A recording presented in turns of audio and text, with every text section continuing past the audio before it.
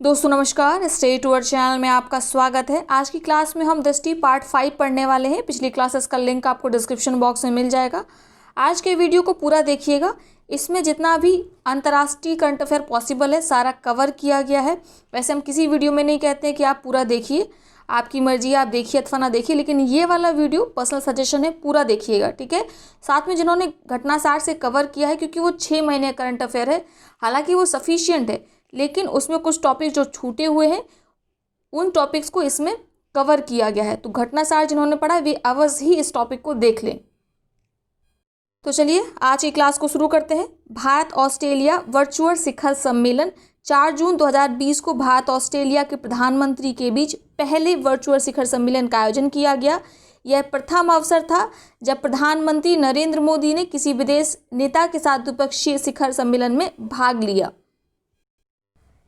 इस सम्मेलन में दोनों देशों की ओर से हिंद प्रशांत में समुद्री सहयोग के लिए साझा दृष्टिकोण पर संयुक्त घोषणा पत्र जारी किया गया। इस सम्मेलन के दौरान दोनों देशों के मध्य नई व्यापक रणनीतिक साझेदारी की घोषणा की गई। दोनों देशों के विदेशी एवं रक्षा मंत्री के मध्य प्रत्येक 2 वर्षों पर राजनीतिक मुद्दों पर 2+2 वार्ता आयोजित की जाएगी। यहाँ से आपको क्लियर हो गया होगा 2+2 वार्ता क्या होती है। 2 देशों के विदेश और रक्षा मंत्री जब आपस में बातचीत करते हैं तो इस तरह की वार्ता को बोला जाता है 2+2 वार्ता। चलिए आगे बात करते हैं। इस सम्मेलन के दौरान हुए mutual logistic support agreement MLSA का उद्देश्य दोनों देशों के मध्य रक्षा अभ्यासों के माध्यम से सैन्य अंतर सक्रियता मिलिट्री इंटर ऑपरेबिलिटी में वृद्धि करना है। इस समझौते के माध्यम से दोनों देशों की सेनाएं एक दूसरे के सैन्य अड्डों का प्रयोग कर सकेंगी, ठीक है। अन्य समझौतों की बात करें तो याद रखना है आपको साइबर और साइबर सक्षम संवेदनशील प्रौद्योगिकी सहयोग पर रूपरेखा व्यवस्था रखी जाएगी। लोक प्रशासन और शासन सुधार के क्षेत्र पर समझौता ज्ञापन किया गया। इसके साथ याद रखिएगा जल संसाधन प्रबंधन पर समझौता ज्ञापन किया गया है, ठीक है। सिंचाई से संबंधित जो समझौता ज्ञापन किया गया है वो इजराइल के साथ किया गया है और जल संसाधन से संबंधित किसके साथ किया गया है, ऑस्ट्रेलिया के साथ। अगला टॉपिक है CMS COP13 प्रवासी प्रजातियों के संरक्षण पर सम्मेलन। मोस्ट इंपॉर्टेंट है, इससे एक क्वेश्चन अवश्य पूछा जाएगा, ठीक है, इसको ध्यान से पढ़िएगा। संयुक्त राष्ट्र पर्यावरण कार्यक्रम यूनेप के तत्वाधान में वन्य जीवों की प्रवासी प्रजातियों के संरक्षण पर अभिसमय के पक्षकारों के सम्मेलन, जिसे CMS COP कहते हैं, फुल फॉर्म है conference of party to the convention on the migratory species of wild animals. तो CMS COP13 का आयोजन गुजरात के गांधीनगर में संपन्न हुआ। याद रखना है 15 से 22 फरवरी के बीच में। इसका विषय क्या था, migratory species connect to the planet and together we welcome them home. याद रखना है, ठीक है, migratory species connect to the planet and together we welcome them home. CMS COP13 का लोगो दक्षिण भारत के पारंपरिक कला रूप आर्ट फॉर्म कोलम से प्रेरित है, इंपॉर्टेंट हो गया। CMS COP13 का शुभंकर मैस्कॉट क्या है, गिबी सोन चिरैया या गिबी द इंडियन बस्टर्ड थी, जिसे वन्य जीव संरक्षण अधिनियम 1972 के तहत उच्चतम संरक्षण दर्जा प्राप्त है। तो इन लाइंस को याद कर लीजिए, बहुत इंपॉर्टेंट है। CMS COP13 अब तक के हुए पक्षकारों के 13 सम्मेलनों के ध्यान सबसे बड़ा आयोजन था। इसका उद्घाटन किसने किया था, इसका उद्घाटन प्रधानमंत्री नरेंद्र मोदी ने वीडियो कॉन्फ्रेंसिंग के माध्यम से किया था।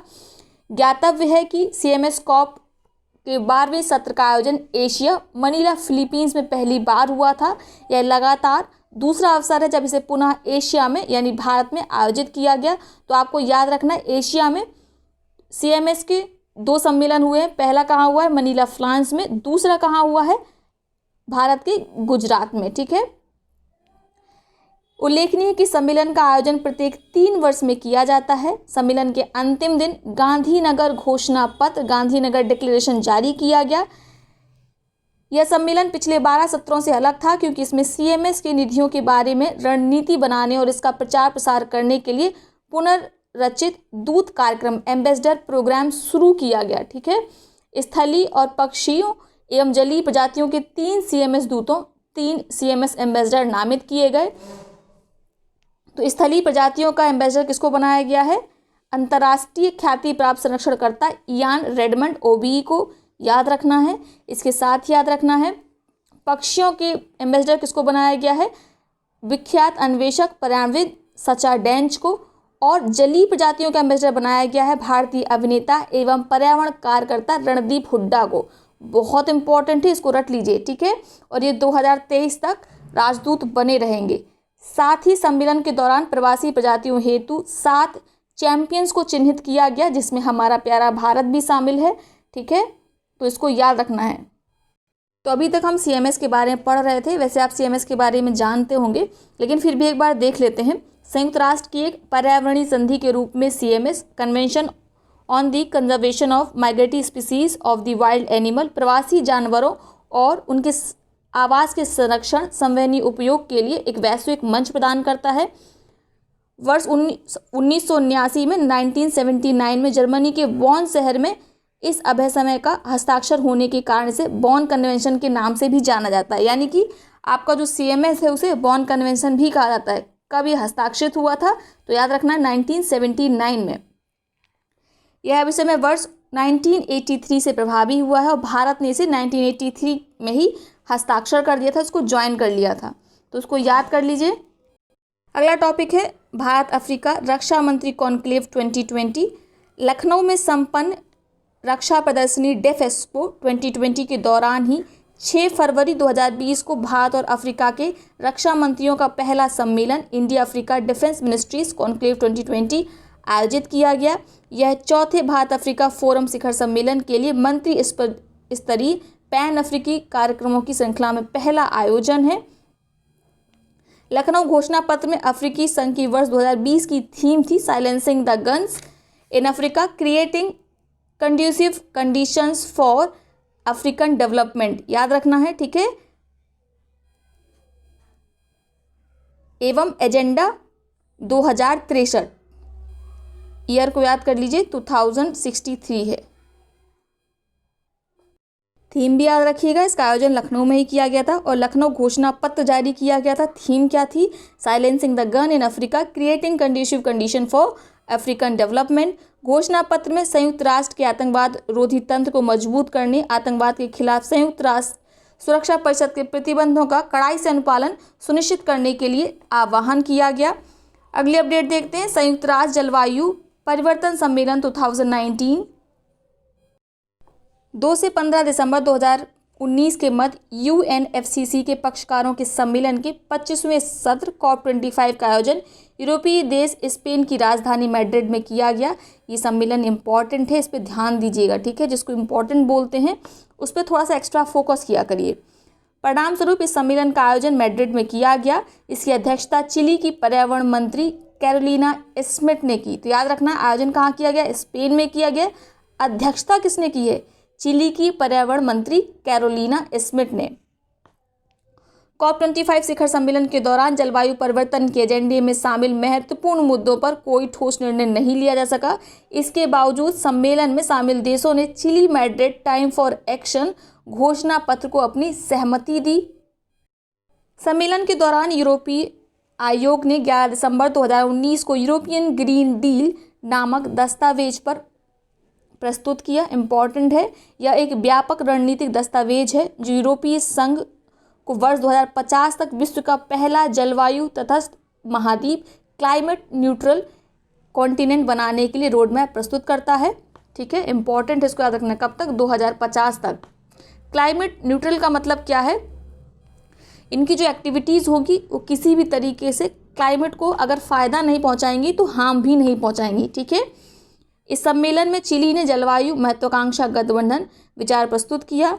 यह गठबंधन वर्ष 2050 तक CO2 के उत्सर्जन को शून्य स्तर पर लाने की महत्वाकांक्षी लक्ष्य दिशा में कार्य करेगा। प्रश्न पूछा जा सकता है कि जलवायु महत्वाकांक्षा गठबंधन का विचार किस सम्मेलन में प्रस्तुत किया गया? तो इसका उत्तर होगा UNFCCC COP25 में, जिसका आयोजन स्पेन मैड्रिड में किया गया था, जिसकी अध्यक्षता चिली ने की थी, ठीक है। यह गठबंधन आपको याद रखना 2050 तक CO2 के उत्सर्जन को शून्य स्तर पर लाने के लक्ष्य रखता है। जलवायु परिवर्तन पर संयुक्त राष्ट्र के फ्रेमवर्क कन्वेंशन के तहत अब तक संपन्न 25 जलवायु परिवर्तन सम्मेलन में COP25 अभी तक का सबसे लंबी जलवायु वार्ता रही है। ये सब पॉइंट्स स्टेटमेंट देके पूछ लेते हैं, ठीक है, तो इनको याद रखना है। COP25 के दौरान स्वीडन की किशोर पर्यावरण कार्यकर्ती ग्रेटा थनबर्ग ने पृथ्वी के नुकसान पहुंचाने, पारिस्थितिकी संकट से निपटने की दिशा में पर्याप्त कदम न उठाने के लिए विश्व के नेताओं की आलोचना करते हुए कहा कि आपने हमारे सपने चुरा लिए हैं, ठीक है। COP25 में भारत का प्रतिनिधित्व केंद्रीय पर्यावरण, वन एवं जलवायु परिवर्तन मंत्री प्रकाश जावड़ेकर ने किया। इस सम्मेलन की एक और महत्वपूर्ण बात यह है कि भारत के मणिपुर की 8 वर्षीय बालिका लसीप्रिया कंगुजम ने COP25 में संबोधित किया और इस सम्मेलन में संबोधित करने वाली सबसे कम उम्र की ये वक्ता थी, तो ये बहुत इंपॉर्टेंट हो जाता है। और ज़्यादातर लोग इसमें ग्रेटा थनबर्ग टिक करके आते हैं। हाल में हमने अपने ग्रुप में भी इसका क्विज रखा था जिसमें ज़्यादातर लोगों ने ग्रेटा थनबर्ग को टिक किया। तो अगर आपने हमारे टेलीग्राम चैनल नहीं ज्वाइन किए तो ज्वाइन कर लीजिए, इस तरह के क्विज उसमें पूछे जाते हैं। 2 पॉइंट और नोट कर लीजिए। COP24 कहाँ हुआ था, लिख लीजिए, कोटोविस पोलैंड में। 26 कहाँ होगा, ग्लासगो स्कॉटलैंड में, ठीक है।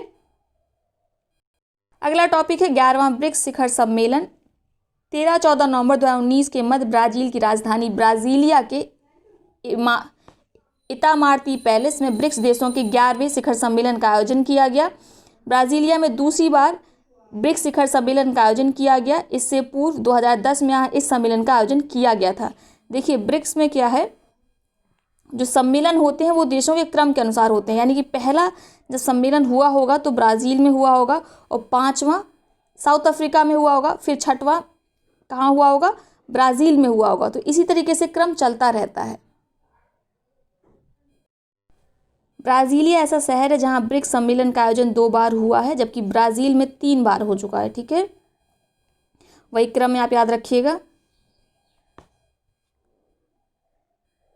इस शिखर सम्मेलन का केंद्रीय विषय क्या था, ब्रिक्स एक अभिनव भविष्य के लिए आर्थिक विकास, BRICS economic growth for an innovative future. आगे देखते हैं। सम्मेलन के अंत में ब्राज़ीलिया घोषणा पत्र जारी किया गया। ध्यातव्य है कि ब्रिक्स ब्राज़ील, रूस, भारत, चीन एवं दक्षिण अफ्रीका जैसी 5 उभरती हुई अर्थव्यवस्थाओं का संगठन है। यह संगठन विश्व की 42% जनसंख्या, 23% GDP, 30% क्षेत्र और 18% वैश्विक व्यापार का प्रतिनिधित्व करता है। ब्रिक्स का 10वां शिखर सम्मेलन 2018 में जोहान्सबर्ग, दक्षिण अफ्रीका में आयोजित हुआ था। आगे देखते हैं C40 विश्व महापौर शिखर सम्मेलन, C40 वर्ल्ड मेयर समिट 2020, ये 7वां संस्करण है, ठीक है। इस सम्मेलन में C40 स्वच्छ वायु शहर घोषणा प्रस्ताव को पेश किया गया। दिल्ली के मुख्यमंत्री अरविंद केजरीवाल इस सम्मेलन में वक्ता के रूप में शामिल हुए थे। इंपॉर्टेंट हो जाता है, इसको याद रखना है, ठीक है। इस अवसर पर दिल्ली सरकार ने C40 स्वच्छ वायु शहर घोषणा के तहत एक विशेष कार्य दल के गठन का निर्णय लिया। C40 में शामिल कोलकाता शहर इस वर्ष ग्रीन मोबिलिटी, निम्न कार्बन उत्सर्जन के लिए C40 पुरस्कार से सम्मानित किया गया। ध्यातव्य है कि भारत के 5 शहर दिल्ली, जयपुर, ठीक है, दिल्ली जयपुर अस्थायी रूप से निष्क्रिय, कोलकाता, चेन्नई, बेंगलुरु C40 शहरों के अंतर्गत आते हैं। यह सम्मेलन वर्ष 2005 में सर्वप्रथम लंदन में आयोजित किया गया था और इस वर्ष इसका आयोजन कहाँ हुआ है, डेनमार्क में हुआ है। अगला टॉपिक है 18वां गुट निरपेक्ष शिखर सम्मेलन का आयोजन अजरबैजान बाकू में किया गया। इस सम्मेलन में भारतीय प्रतिनिधिमंडल का नेतृत्व उपराष्ट्रपति M वेंकैया नायडू द्वारा किया गया, ठीक है। गुटनिरपेक्ष आंदोलन की 58वीं वर्षगांठ मनाई गई। 18वें गुटनिरपेक्ष सम्मेलन का मुख्य विषय समकालीन विश्व की चुनौतियों के लिए अनुकूल और पर्याप्त प्रतिक्रिया सुनिश्चित करने हेतु बार्डुंग सिद्धांत का समर्थन, तो ये याद रखिएगा। अजरबैजान वर्ष 2019 से 2022 तक नैम की अध्यक्षता करेगा। सम्मेलन के अंत में बाकू घोषणा पत्र जारी किया गया। ज्ञातव्य है कि 17वें गुटनिरपेक्ष शिखर सम्मेलन की मेजबानी वर्ष 2016 में वेनेजुएला ने की थी। ज्ञातव्य है कि गुटनिरपेक्ष आंदोलन में कुल 120 देश शामिल हैं, तो आपको याद रखना है 17वां कहाँ आयोजित किया गया था, वेनेजुएला में, ठीक है। और 2019 वाला कहाँ आयोजित किया गया, अजरबैजान बाकू में। और अजरबैजान बाकू इसकी अध्यक्षता कब तक करेगा, 2019 से 2022 तक। 35वां आसियान शिखर सम्मेलन 2-3 नवंबर 2019 के मध्य आसियान का 35वां शिखर सम्मेलन थाईलैंड के बैंकॉक में संपन्न हुआ। इस सम्मेलन का केंद्रीय विषय क्या था? Advancing partnership for sustainability. इस शिखर सम्मेलन की अध्यक्षता थाईलैंड के प्रधानमंत्री प्रयुत चान-ओ-चा ने की। ठीक है, तो याद रखना है, चाचा याद कर लीजिए तो आपको याद हो जाएगा।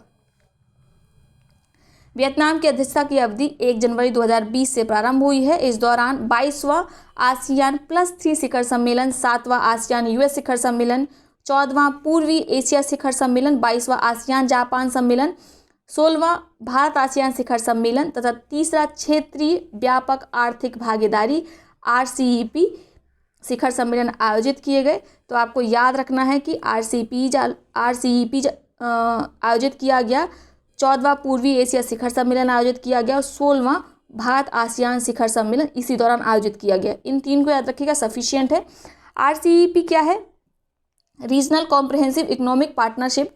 ये एक तरह का प्रस्ताव है जिसमें 10 आसियान देश शामिल होंगे, साथ में 6 इंडो पैसिफिक कंट्रीज शामिल होंगी। इंडो पैसिफिक मजबूत कंट्रीज कौन कौन सी हैं, ठीक है, जिन्हें आप बोलें कि इम्पॉर्टेंट रोल अदा करती हैं ये, तो आप जानते हैं इंडिया है, जापान है, ऑस्ट्रेलिया है, न्यूजीलैंड है, चीन है। ठीक है। सम्मेलन में थाईलैंड में ASEAN centre for sustainable development studies and dialogue ACSSD का शुभारंभ किया गया। सम्मेलन में प्रधानमंत्री नरेंद्र मोदी ने 14वें पूर्वी एशिया शिखर सम्मेलन और तीसरे क्षेत्रीय व्यापक आर्थिक साझेदारी शिखर सम्मेलन में भाग लिया। उल्लेखनीय है कि RCEP एशिया प्रशांत क्षेत्र में एक प्रस्तावित मुक्त व्यापार समझौता है। इसके अंतर्गत 16 देश शामिल है, जैसा अभी हमने आपको बताया। 10 देश तो आसियान के शामिल हैं और 6 देश वो शामिल हैं जो हिंद महासागर और प्रशांत महासागर में मुख्य भूमिका अदा करते हैं। भारत, ऑस्ट्रेलिया, चीन, जापान, न्यूजीलैंड, कोरिया गणराज्य। अंतिम रूप से भारत ने RCEP में शामिल नहीं होने का निर्णय लिया, जबकि अन्य देशों ने वर्ष 2020 में इस पर हस्ताक्षर करने की प्रतिबद्धता जताई है। इस समझौते के अंतर्गत सदस्य देशों का आयात निर्यात पर लगने वाले कर को कर नहीं देना पड़ेगा, और या देना पड़ेगा तो वो बहुत कम होगा, जो भारत के लिए कहीं ना कहीं हार्मफुल है। ठीक है, इससे जो भारत के छोटे उत्पादक हैं, किसान हैं, छोटे कारोबारी हैं, उनको काफ़ी नुकसान उठाना पड़ सकता था। इसीलिए फिलहाल प्रधानमंत्री नरेंद्र मोदी ने इस पर हस्ताक्षर करने से मना कर दिया। 26 जून 2020 को 36वां आसियान शिखर सम्मेलन टेली कॉन्फ्रेंस के माध्यम से हनोई, वियतनाम में आयोजित किया गया। अगला टॉपिक देखते हैं, संयुक्त राष्ट्र जलवायु कार्रवाई शिखर सम्मेलन 2019 मोस्ट इम्पॉर्टेंट। ठीक है, एक एक लाइन को ध्यान से पढ़िएगा। 23 सितंबर 2019 को न्यूयॉर्क, संयुक्त राज्य अमेरिका में संयुक्त राष्ट्र महासचिव एंटोनियो गुटेरेस के आह्वान पर कार्यवाही उन्मुख संयुक्त राष्ट्र जलवायु कार्यवाही शिखर सम्मेलन आयोजित किया गया। यह शिखर सम्मेलन मुख्यतः जलवायु परिवर्तन पर पेरिस समझौते के उद्देश्यों के कार्यान्वयन और उसको गति प्रदान करने के लिए आयोजित किया गया था। पेरिस समझौता कब किया गया था? 2015 में। ठीक है, जिससे अमेरिका ने बाहर होने की हाल ही में घोषणा कर दी है। सम्मेलन में 65 देशों एवं मुख्य उपराष्ट्रीय अर्थव्यवस्थाओं जैसे कि कैलिफोर्निया ने वर्ष 2050 तक हरित गैसों के उत्सर्जन में कटौती करते हुए 0 तक लाने का वादा किया है। इम्पॉर्टेंट है, याद रखना है। यानी कि जो ग्रीन हाउस गैसेज हैं उनके उत्सर्जन में कटौती की जाएगी और उनको 0 के स्तर तक लाया जाएगा। सम्मेलन में फ्रांस ने घोषित किया कि पेरिस समझौते का उल्लंघन करने वाले देशों के साथ व्यापारिक समझौता नहीं करेगा। इम्पॉर्टेंट हो जाता है। जर्मनी ने वर्ष 2050 तक कार्बन न्यूट्रलिटी प्राप्त करने की प्रतिबद्धता जताई। मोस्ट इम्पॉर्टेंट, रूस ने पेरिस समझौते को अनुसमर्थित कर दिया, अर्थात रेटिफाई कर दिया गया है।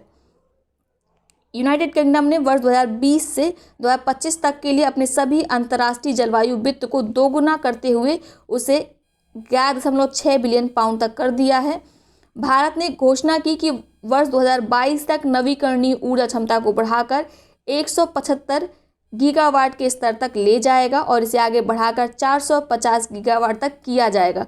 तो 175 गीगावाट कब तक करेगा? 2022 तक। मोस्ट इम्पॉर्टेंट है, ये कई बार पहले भी पूछा जा चुका है और आगे भी इसकी पूछाने की संभावना काफ़ी ज़्यादा है।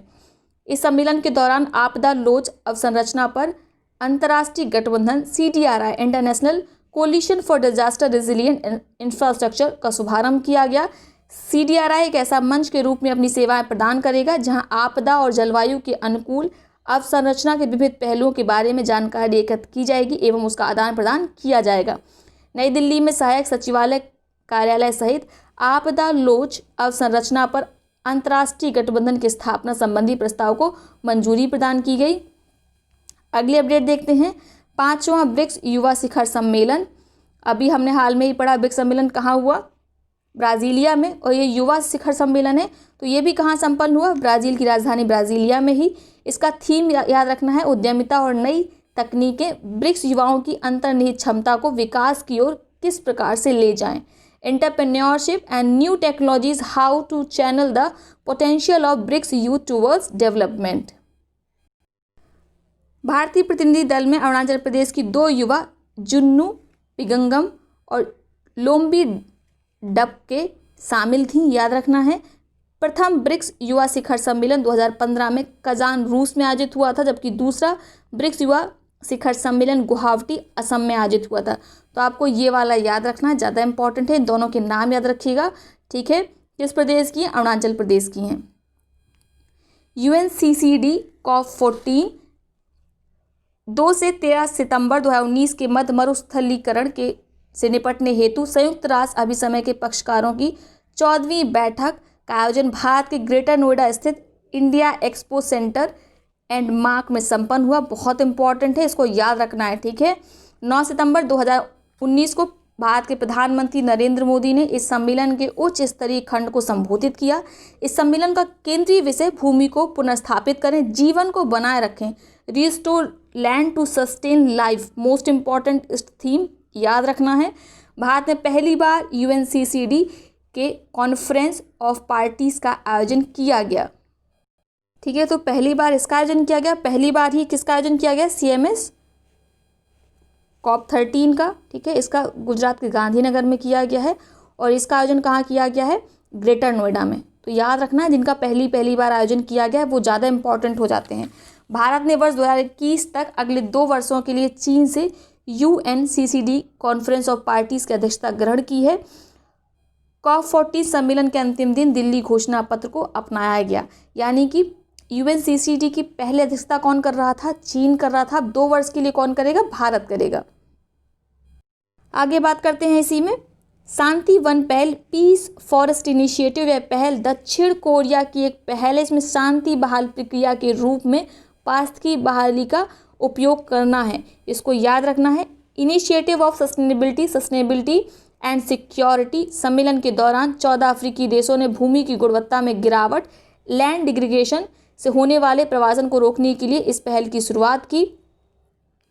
इसका उद्देश्य पड़ती भूमि की गुणवत्ता को बहाल करना तथा प्रवासियों और कमजोर समूहों के लिए ग्रीन जॉब्स का निर्माण करना है, ठीक है, यानी कृषि क्षेत्र में नौकरियों का निर्माण करना है।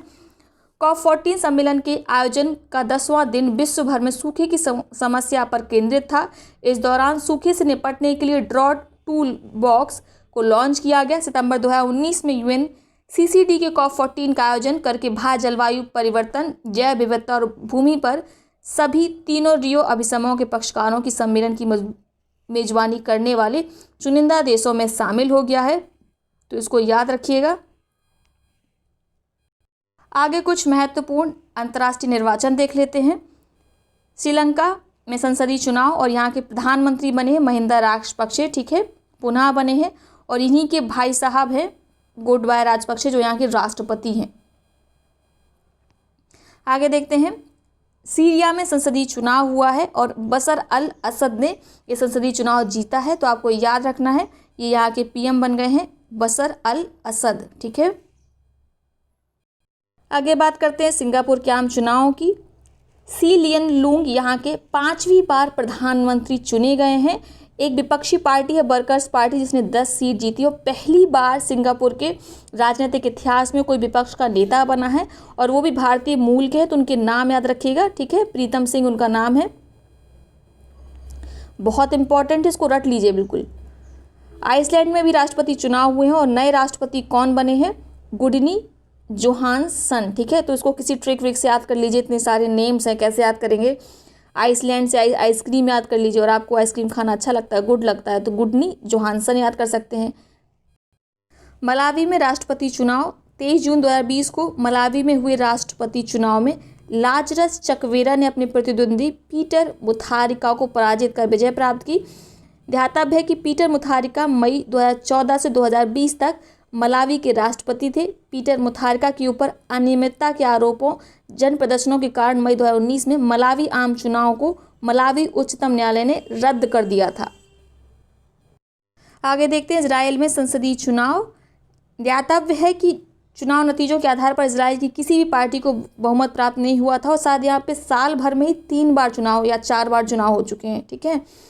अंत में जो बेंजामिन नेतन्याहू है उन्हीं को प्रधानमंत्री चुन लिया गया है। जो दूसरी जिनको सर्वाधिक सीटें प्राप्त हुई थी वो बेनी गेट्स थे, और इनको बनाया गया है अल्टरनेटिव प्रधानमंत्री, ठीक है। वैकल्पिक प्रधानमंत्री बने हैं। बेंजामिन नेतन्याहू प्रधानमंत्री हैं और बेनी गेट्स क्या हैं, अल्टरनेटिव प्रधानमंत्री हैं। इतना ही याद रखिएगा। आगे देखते हैं ग्रीस की पहली महिला राष्ट्रपति, इंपॉर्टेंट है, इनका नाम याद रखना है, कैटरीना सकेला रोपोउलोस। तो कैटरीना याद रखिएगा, आपको बढ़िया से याद रहेगा, है ना। ग्रीस की पहली महिला राष्ट्रपति कौन बनी है, कैटरीना बनी है। जिनकी कैटरीना का क्या फेवरेट है उनको तो याद ही रहेगा। तो ग्रीस की पहली महिला राष्ट्रपति कौन बनी है, कैटरीना, ठीक है। ग्रीस की 13वीं राष्ट्रपति है। विश्व की पहली महिला राष्ट्रपति अर्जेंटीना की इजाबेल मार्टिनेज डी पेरॉन बनी थी, ठीक है। लेकिन ये निर्वाचित नहीं हुई थी, बल्कि इनके पति जुआन डी पेरॉन की मृत्यु हो गई थी, जिसके बाद उन्होंने राष्ट्रपति का पदभार संभाला था। पूरी तरीके से निर्वाचित कौन हुई थी, ठीक है, वो है विग्डिस फिनबोगटर, ठीक है, याद रखना है। ये लोकतांत्रिक रूप से निर्वाचित विश्व की पहली महिला राष्ट्रपति बनी थी, ठीक है। आइसलैंड की थी, और आइसलैंड में जो राष्ट्रपतियों का क्रम है उसमें 4थे नंबर की थी, तो ये इंपॉर्टेंट नहीं है। आपको विग्डिस फिनबोगडॉटर का नाम याद रखना है। लोकतांत्रिक रूप से निर्वाचित होने वाली विश्व की पहली महिला राष्ट्रपति थी। भारत की पहला महिला राष्ट्रपति कौन थी, प्रतिभा पाटिल। इनका कार्यकाल आपको याद होगा 2007 से लेकर 2012 तक थी। उसके बाद प्रणब मुखर्जी बनते हैं, और अभी जो रामनाथ कोविंद हैं ये उनके अगले हैं। आगे सना मारिन विश्व की सबसे युवा प्रधानमंत्री। 34 वर्षीय सना मारिन वर्तमान में विश्व की किसी भी देश की सबसे युवा प्रधानमंत्री हैं। सना मारिन पहले यूक्रेन के ओलेस्की होंचारुक विश्व के सबसे युवा प्रधानमंत्री थे। वे 35 वर्ष की आयु में प्रधानमंत्री बने थे। तो आपको याद रखना है सबसे युवा कौन है, सना मारिन है। ये किस देश की हैं, फिनलैंड की हैं, ठीक है। और अभी इनसे पहले कौन था, इनसे पहले थे यूक्रेन के एलेक्सी होंचारुक। भारत के सबसे युवा प्रधानमंत्री कौन है, भारत के सबसे युवा प्रधानमंत्री हैं राजीव गांधी, ठीक है। आप सना मारिन का नाम याद रखिएगा। कहाँ की है, फिनलैंड की। ये फिनलैंड की 3 नंबर की महिला प्रधानमंत्री हैं, और विश्व में किसी भी देश की सबसे युवा प्रधानमंत्री तो ये है ही। ट्यूनीशिया में राष्ट्रपति चुनाव। इस चुनाव में ट्यूनीशिया के विरुद्ध न्यायविद और पूर्व प्रोफेसर काइस सईद ट्यूनीशिया के नए राष्ट्रपति निर्वाचित हुए हैं। तो आपको काइस सईद का नाम याद रखना है। आगे देखते हैं कनाडा का संघीय चुनाव 2019। तो इसमें कौन विजय हुआ है, इसमें विजय हुए जस्टिन ट्रूडो, ठीक है। ये पहले से प्रधानमंत्री थे और पुनः इनको एक और कार्यकाल मिल गया है। जस्टिन ट्रूडो कनाडा के प्रधानमंत्री बने हैं। आगे देखते हैं जस्टिन ट्रूडो के नए मंत्रिमंडल में भारतीय मूल के 4 व्यक्ति शामिल हैं, जो निम्नलिखित हैं: अनीता आनंद, नवदीप बैंस, बरदेश चग्गर, हरजीत सज्जन। तो हरजीत सज्जन काफ़ी चर्चा में थे, इनका नाम जरूर याद रखिएगा। आगे देखते हैं अल्बर्टो फर्नांडिस अर्जेंटीना के नए प्रधानमंत्री। तो राष्ट्रपति चुनाव में न्यायवादी पार्टी के उम्मीदवार अल्बर्टो फर्नांडिस विजय रहे। आपको याद रखना है अल्बर्टो फर्नांडिस अमेरिका के नए राष्ट्रपति हैं, ठीक है। आगे देखते हैं इंडोनेशिया में राष्ट्रपति चुनाव। इंडोनेशिया के नए राष्ट्रपति कौन बन गए हैं, दूसरे कार्यकाल के लिए जोको विडोडो। जोको विडोडो के साथ ही 76 वर्षीय मारूफ अमीन ने उपराष्ट्रपति के रूप में शपथ ली। तो इंडोनेशिया के राष्ट्रपति कौन हो गए हैं, जोको विडोडो। उपराष्ट्रपति कौन हो गए हैं, मारूफ अमीन।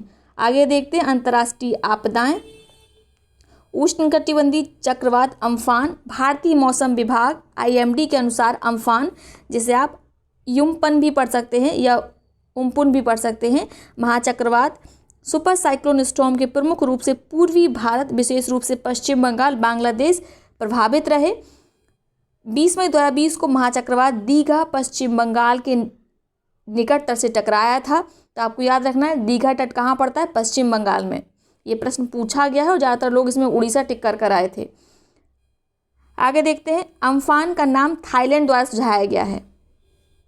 अम्फान नाम की घोषणा वर्ष 2004 में ही कर दी गई थी।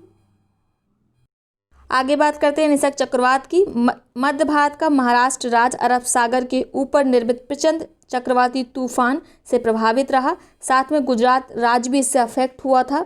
इससे पूर्व महाराष्ट्र में के तट पर एक और चक्रवात आया था 2009 में, जिसका नाम फ्यान है, याद रखिएगा, ठीक है। हरिकेन डोरियन सितंबर 2019 में बहामास में हरिकेन डोरियन का कहर रहा। यह बहामास से टकराने वाला सबसे तीव्र उष्णकटिबंधीय चक्रवात है। साफिर सिम्पसन स्केल पर इसे श्रेणी 5 के प्रमुख हरिकेन के रूप में वर्गीकृत किया गया है। तो आप देख सकते हैं हरिकेन्स के लिए या चक्रवातों को नापने के लिए कौन सी स्केल प्रयोग की जाती है, साफिर सिम्पसन। देखिए एक क्वेश्चन आपको यहीं से मिल गया। और आपको याद रखना हरिकेन डोरियन को श्रेणी 5 के प्रमुख हरिकेन के रूप में वर्गीकृत किया गया है। आगे कुछ प्रमुख वैश्विक सूचकांक देख लेते हैं। फॉर्च्यून 40 अंडर 40 सूची में 40 वर्ष से कम आयु वर्ग के उन युवाओं को जगह दी जाती है जो अपने काम से अन्य लोगों को प्रोत्साहित कर सकते हैं, ठीक है। इस सूची में प्रमुख भारतीय व्यक्ति कौन कौन शामिल हैं, इंपॉर्टेंट है, उनके नाम याद रखना है आपको।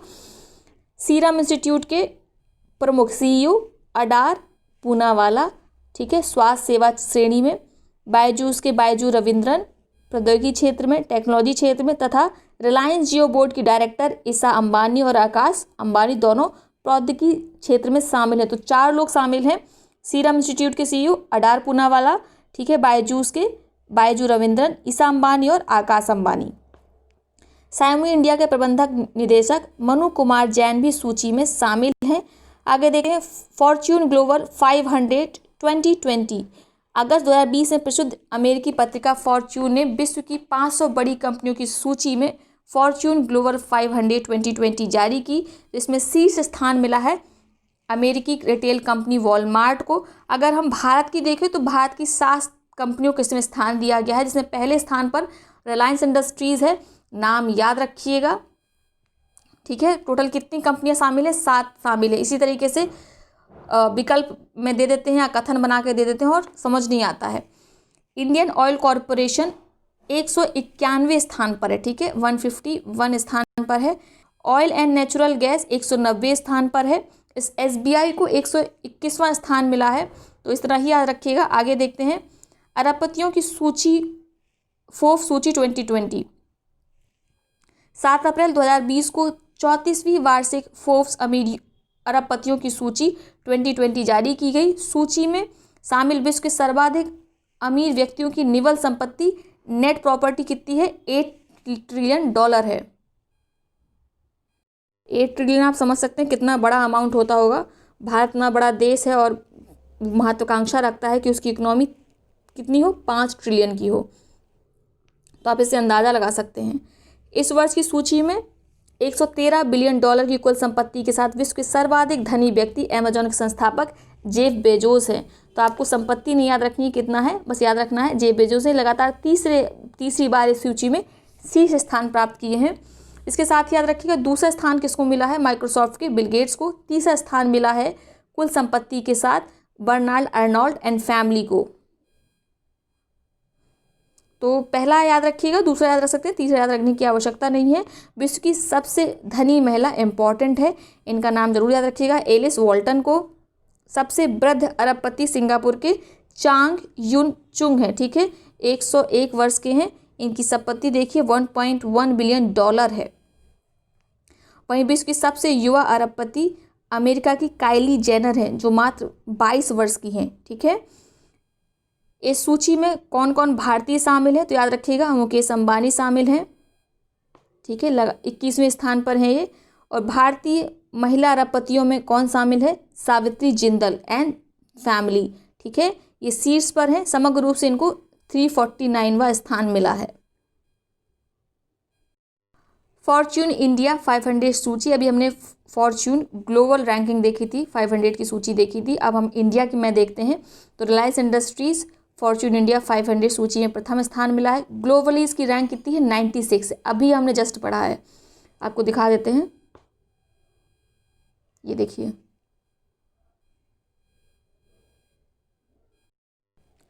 इस क्रम में इसने भारतीय तेल निगम इंडियन ऑयल कॉरपोरेशन को पीछे छोड़ा, जो कि विगत 9 वर्षों से भारत की सबसे बड़ी कंपनी बनी हुई थी।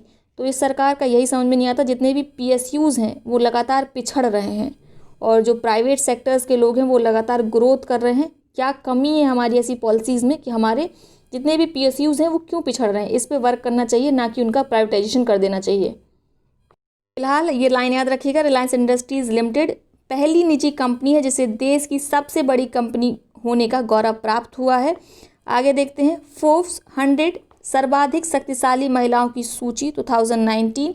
तो जर्मनी की चांसलर एंजेला मार्केल लगातार 9वें वर्ष विश्व की सर्वाधिक शक्तिशाली महिला घोषित हुई हैं। दूसरा स्थान यूरोपीय सेंट्रल बैंक की अध्यक्ष क्रिस्टीन लेगार्डे को प्राप्त हुआ है।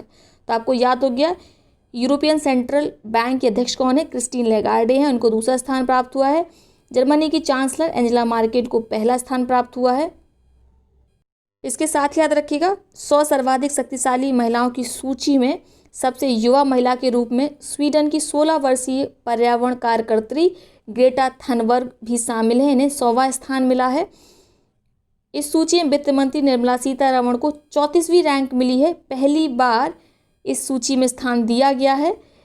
HCL की मुख्य कार्यकारी CEO रोशनी नडार मल्होत्रा को 54वां स्थान प्राप्त हुआ है। बायोकॉन की संस्थापक किरण मजूमदार शॉ को 65वां स्थान मिला है। तो इनको तीनों के नाम बहुत इंपॉर्टेंट है, इनके नाम याद रखिएगा। आगे बात करते हैं business to consumer B2C e commerce index 2019। 3 दिसंबर 2019 को UNCTAD United Nations conference of trade and development द्वारा व्यापार से उपभोक्ता business to consumer e commerce सूचकांक जारी किया गया। बात कर लेते हैं थोड़ी सी अंकटाड की। ये 1964 में इसकी स्थापना हुई थी।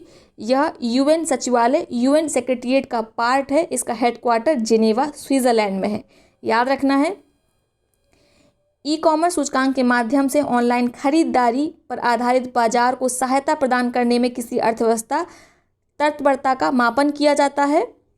इस सूचकांक के अनुसार ई कॉमर्स में यूरोप सबसे अधिक तत्पर क्षेत्र मोस्ट प्रिपेयर्ड रीजन बनकर उभरा है। इसमें भारत की रैंकिंग आप देख लीजिएगा, पहले स्थान पर कौन है?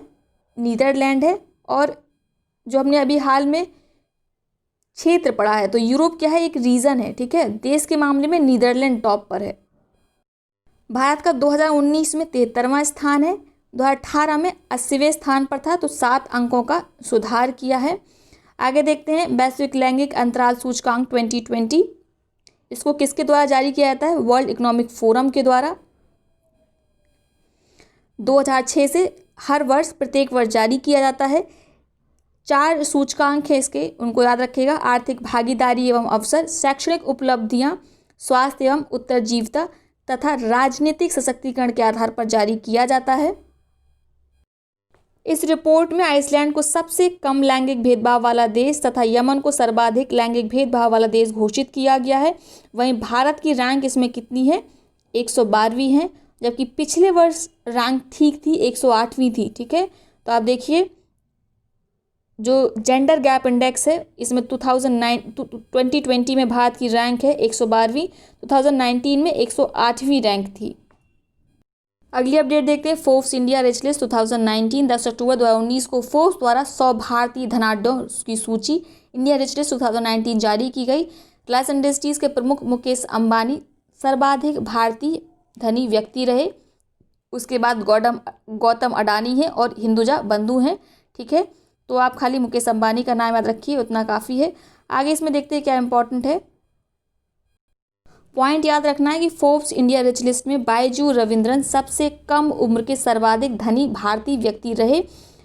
साथ में $5.8 बिलियन की संपत्ति के साथ सावित्री जिंदल सर्वाधिक धनी भारतीय महिला रही। ठीक है, समग्र रूप से इनका स्थान 20वां है, समग्र रूप से अर्थात पुरुष और महिला दोनों में। ठीक है, अगर रैंकिंग निकाले तो 20वां स्थान है। अगर केवल महिलाओं में देखें तो पहले नंबर पर है सावित्री जिंदल। ठीक है, सबसे कम उम्र के कौन है? बायजू रविंद्रन, मात्र 38 वर्ष के हैं ये। पहले स्थान पर मुकेश अंबानी तो है ही। तो चलिए अब हुरून इंडिया रिच लिस्ट देख लेते हैं। हुरून रिपोर्ट इंडिया और IIFL वेल्थ द्वारा हुरून इंडिया रिच लिस्ट 2019 जारी की गई। इसका पहला संस्करण 2012 में जारी किया गया था। इस सूची में भारत में जन्मे, भारत में पले बड़े ऐसे भारतीयों को शामिल किया था जिनकी व्यक्तिगत संपत्ति 1000 करोड़ रुपए या उससे अधिक है। इस रिपोर्ट में रिलायंस इंडस्ट्रीज के चेयरमैन मुकेश अंबानी लगातार 8वें वर्ष सबसे अमीर भारतीयों की सूची में शामिल हैं, जहां महिलाओं में रोशनी नडार सर्वाधिक अमीर भारतीय महिला हैं। ठीक है, तो इसमें नाम याद रखना है। इसमें देखिए किसको रैंकिंग दी गई है? रोशनी नडार को, जबकि फोर्ब्स इंडिया रिच लिस्ट में सावित्री जिंदल को प्रथम रैंक दी गई है और 7,500 करोड़ रुपए की संपत्ति के साथ ओयो रूम्स के रितेश अग्रवाल को सबसे कम उम्र के अरबपति बताया गया है। और फोर्ब्स इंडिया रिच लिस्ट में किसको बताया गया है? बायजू रविंद्रन को। तो यही डिफरेंस आपको समझ लेना है, कंफ्यूज नहीं होना है। ठीक है, हुरून ने किसको माना है सबसे कम उम्र का? रितेश अग्रवाल को। ओयो रूम्स के संस्थापक हैं ये। और इस हुरून ने रोशनी नडार को सबसे अमीर भारतीय महिला माना है, जबकि फोर्ब्स इंडिया ने किसको माना है?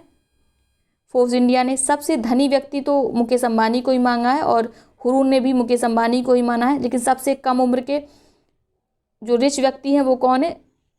बायजू रविंद्रन है और महिला में सावित्री जिंदल हैं। आगे देखते हैं वैश्विक स्वास्थ्य सुरक्षा सूचकांक 2019। इस बार इसके पूछे जाने की संभावना बहुत ज़्यादा है, तो याद रखना है। यह सूचकांक nuclear threat initiative, John Hopkins centre for health security द्वारा द इकोनॉमिस्ट इंटेलिजेंस यूनिट के सहयोग से विकसित किया गया है। इसमें कुल 195 देश शामिल हैं। संयुक्त राज्य अमेरिका को शीर्ष स्थान प्राप्त हुआ है। इस सूचकांक में अंतिम स्थान इक्वेटोरियल गिनी को प्राप्त हुआ है। भारत का स्थान याद रखिएगा 57 है। इसको कैसे याद रख सकते हैं? हमारे प्रधानमंत्री का 56 इंच का सीना है। ठीक है, और स्वास्थ्य में सुधार करते हुए इन्होंने एक कदम आगे बढ़ाया और वही हमारी रैंक है। ठीक है, तो 57 रैंक हो गई। अब आगे कुछ देख लेते हैं वैदेशिक क्षेत्र। भारत का विदेशी ऋण मार्चान 2020, ठीक है, मार्च के अंत तक है। तो विदेशी ऋण कितना है?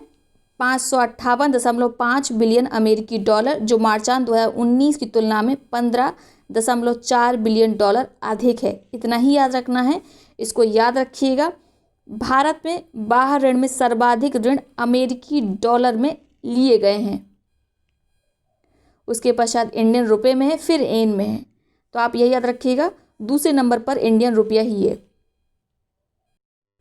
इसके साथ याद रखिएगा वर्ष 2020 अनंतिम में जीडीपी से बाह्य ऋण का 20.6% कुल ऋण में विदेशी मुद्रा भंडारों का अनुपात 85.5% तथा कुल ऋण में रियायत प्राप्त ऋण का 8.6% है। तो इसको भी याद रखना है, खासकर ये 20.6 जरूर याद रखिएगा, जीडीपी से बाह्य ऋण का अनुपात। ठीक है, आगे देखते हैं विश्व निवेश रिपोर्ट 2020। जून 2020 में अंकटार द्वारा विश्व निवेश रिपोर्ट 2020 जारी की गई। इसकी थीम है international production beyond the pandemic. इस रिपोर्ट के अनुसार वैश्विक प्रत्यक्ष विदेशी निवेश प्रवाह ग्लोबल FDI फ्लोज वर्ष 2019 के 1.54 ट्रिलियन डॉलर की तुलना में वर्ष 2020 में 40% तक कम होने का अनुमान है। तो बस परसेंटेज याद रखिएगा। वर्ष 2019 की रैंकिंग में सर्वाधिक FDI आकर्षित करने वाले शीर्ष देशों की रैंकिंग निकाली जाए, ठीक है, तो इसमें भारत को 9वां स्थान प्राप्त हुआ है, जबकि 2018 में यानी विगत वर्ष में 12वीं रैंक थी। सर्वाधिक प्रत्यक्ष विदेशी निवेश अंतर प्रवाह मतलब किन देशों के पास FDI सबसे ज़्यादा आती है? तो अमेरिका में सबसे ज़्यादा आती है, फिर चीन में। ठीक है, भारत की रैंक अभी हमने देखी 9th है। और किन देशों से FDI का आउटफ्लो होता है, बाहर जाती है? तो शीर्ष पर है जापान और दूसरे नंबर पर है अमेरिका। तो इनफ्लो के मामले में अमेरिका फर्स्ट है और आउटफ्लो के मामले में अमेरिका दूसरे स्थान पर है। आगे देखते हैं व्यापार और विकास रिपोर्ट 2019 अंकटाड। इतनी इम्पॉर्टेंट नहीं है, लेकिन आप चाहें तो देख सकते हैं। इसने बताया है कि 2019 में अनुमानित हैं ये आंकड़े, ठीक है, अभी तक संशोधित आंकड़े नहीं आए हैं। तो विकसित देशों की ग्रोथ कितनी रहेगी? 1.6%, ठीक है। और आप विकासशील देशों का देख लीजिए, यहाँ पे ग्रोथ रेट कितना रहेगा? 3.5 रहेगा। भारत का ग्रोथ रेट देख लीजिए, 2019 में जो अनुमानित था इनके अनुसार वो 6% है और 2018 में संशोधित 7.4 है, याद रखना है। आगे कुछ अंतर्राष्ट्रीय आर्थिक घटनाक्रम देख लेते हैं। विश्व में खाद्य सुरक्षा एवं पोषण की स्थिति 2020। 13 जुलाई 2020 को संयुक्त राष्ट्र खाद्य एवं कृषि संगठन UNFAO द्वारा विश्व में खाद्य सुरक्षा एवं पोषण स्थिति 2020 state of food security and nutrition in the world report जारी की गई। रिपोर्ट के अनुसार वर्ष 2019 में लगभग 690 मिलियन लोग भुखमरी जैसी परिस्थितियों में थे। याद रखिएगा, इम्पॉर्टेंट है।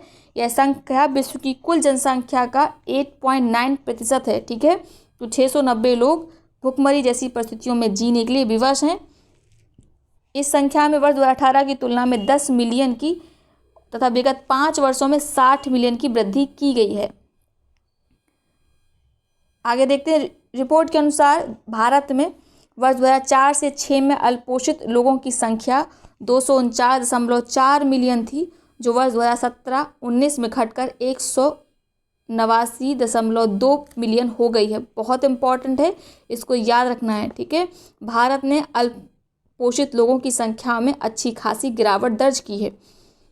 भारत ने पिछले 5 वर्ष से कम आयु के ठिगने बच्चों की संख्या में 2012 से 47.8% के मुकाबले वर्ष 2019 में 34.7% हो गई। तो ये इम्पॉर्टेंट है, यानी कि जो ठिगने बच्चे थे उनकी संख्या पहले 2012 में 47.8 थी, 2019 में कितनी रह गई है? मात्र 34.7। भारत में 5 वर्ष से कम आयु के बच्चों में मोटापा की अगर हम बात करें 2012 तक 1.9% से घटकर 2019 में 1.6% रह गई है। आगे देख लेते हैं विश्व में अल्पोषित लोगों की संख्या की स्थिति क्या क्या है। तो विश्व में अल्पोषित लोग 2019 में है 687.8, लगभग 690 मिलियन लोग, ठीक है। अभी हमने पढ़ा 2030 तक इसमें इंक्रीमेंट होगा और काफ़ी ज़्यादा होगा, लगभग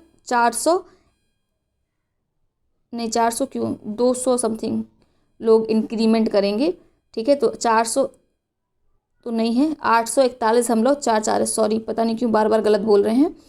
आगे देखते हैं।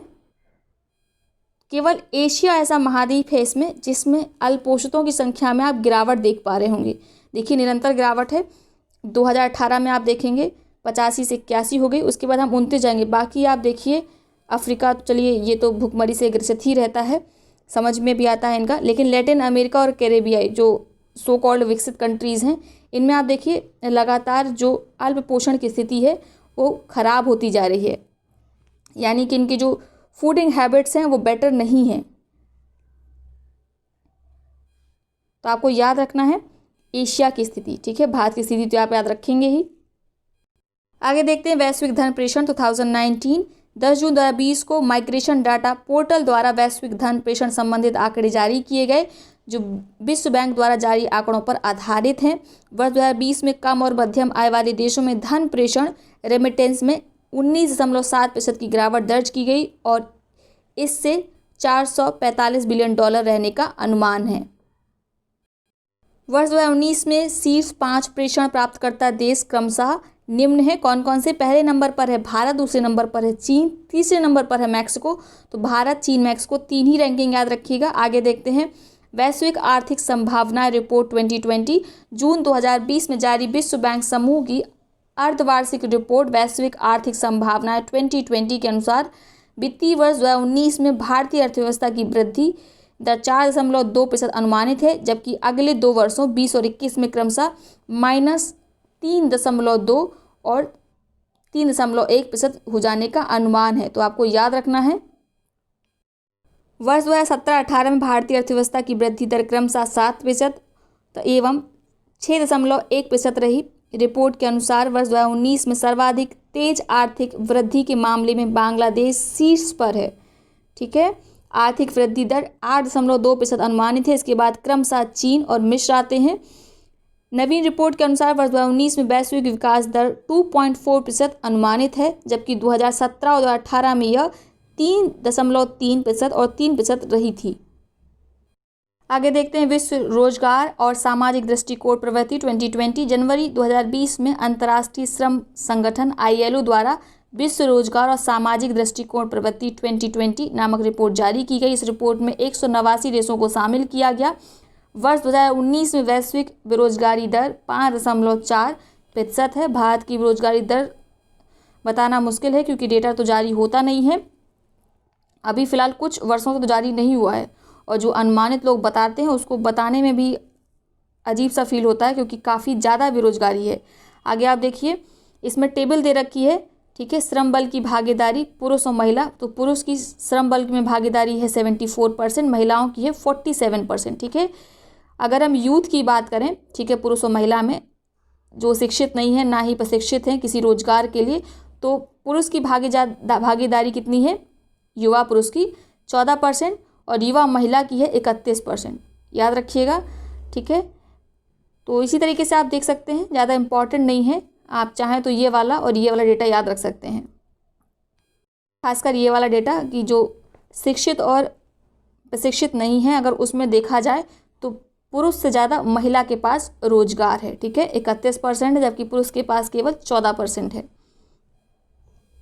आगे देखते हैं हुरून ग्लोबल रिच लिस्ट 2020। हाल ही में हुरून अनुसंधान संस्थान और सिमायो सेनकोंग अंतर्राष्ट्रीय केंद्र द्वारा संयुक्त रूप से हुरून ग्लोबल रिच लिस्ट 2020 जारी की गई। तो इसमें सबसे रिच कौन है? Jeff Bezos. ठीक है, अमेजन कंपनी के CEO हैं ये।